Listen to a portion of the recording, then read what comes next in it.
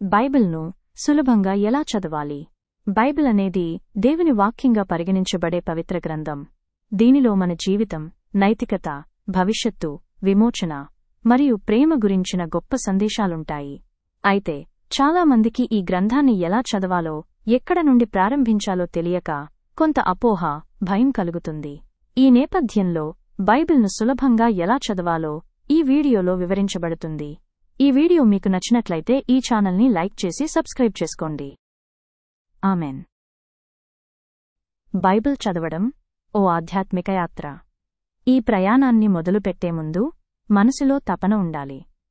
దేవుని వాక్యాన్ని అర్థం చేసుకోవాలనే ఆకాంక్ష, అలాగే నమ్రత అవసరం.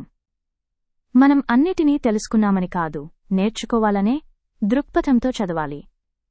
దేవా, నీ వాక్యాన్ని నాకు బోధించు అనే ప్రార్థనతో ప్రారంభించడం మంచిది. తెలుగు భాషలో బైబిల్ అనేక అనువాదాలలో లభ్యమవుతుంది.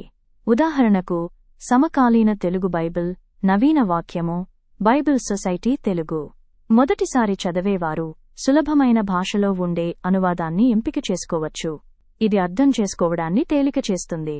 బైబిల్ 2 భాగాలుగా ఉంటుంది: పాత నిబంధన మరియు కొత్త నిబంధన. కొత్త నిబంధనలో యేసయ్య జీవితం, బోధనలు, క్రొత్త జీవన మార్గం ఉంటాయి. ప్రత్యేకంగా యోహాను సువార్త లేదా మత్తయి సువార్తతో ప్రారంభించడం మంచి ఆరంభమవుతుంది. ఇవి యేసయ్య ప్రేమను, ఆత్మీయతను వివరంగా తెలియజేస్తాయి. రోజూ కొంత సమయం కేటాయించండి. బైబిల్ చదవడం ఒక అలవాటుగా మలుచుకోవాలి. ప్రతిరోజు కనీసం 10 నుంచి 15 నిమిషాలు కేటాయించండి. ఉదయం లేదా రాత్రి నిశ్శబ్ద సమయంలో చదవడం మంచి ఫలితాన్నిస్తుంది. రోజు చదివిన భాగంపై దృష్టి కేంద్రీకరించి ఏం నేర్చుకున్నామో స్వల్పంగా రాసుకోవచ్చు. బైబిల్లో కొన్ని పదాలు మనకు తెలియకపోవచ్చు, అర్థం తెలియని మాటలు ఉంటాయి. అలాంటి సందర్భాల్లో నిఘంటువు లేదా ఆన్లైన్ బైబిల్ అప్లికేషన్లు సహాయపడతాయి. కొన్ని బైబిల్ అప్లికేషన్లు వివరణాత్మక వ్యాఖ్యానాలు కూడా ఇస్తాయి. మన జీవితంపై ప్రయోగించండి. బైబిల్ వాక్యాన్ని చదివిన తర్వాత దానిని మన జీవితంలో ప్రయోగించాలి.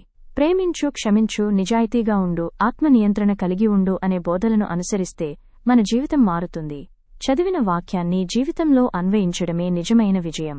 పూర్ణ గ్రంథాలుగా కాకుండా అధ్యాయాల వారీగా లేదా ముఖ్యమైన ఘటనల వారీగా చదవడం వల్ల ఆసక్తి మరియు అర్థం పెరుగుతుంది. ఉదాహరణకు నోవహు నౌక కథ, దావీదు, గోలియత్ సంఘటన, మోషే దేవుని వాక్యాలు తీసుకొచ్చిన ఘట్టం వంటివి.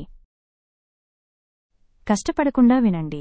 ఇప్పటివరకు చదవడానికి ఆసక్తి లేకపోతే ఆడియో బైబిల్ వినడమూ ఒక చక్కటి మార్గం. మనం ప్రయాణిస్తుంటే లేదా వంట చేసుకుంటే వినవచ్చు. ఇది వాక్యాన్ని మనసులో నాటేలా చేస్తుంది. బైబిల్ చదవడం హడావిడిగా కాకుండా శాంతంగా జరగాలి.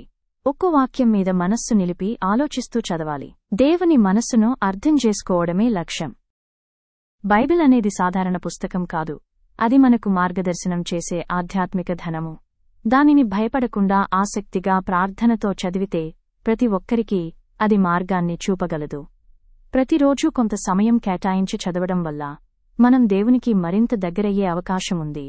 బైబిల్ చదవడం మనలో ప్రేమను, క్షమను, శాంతిని పెంచుతుంది. దీన్ని జీవితాంతం కొనసాగించగల అలవాటుగా మార్చుకుందాం. ఆమేన్. ఈ దైవ వాక్యములు మీకు నచ్చినట్లయితే ఈ ఛానల్ని సబ్స్క్రైబ్ చేసుకుని సపోర్ట్ చేయండి.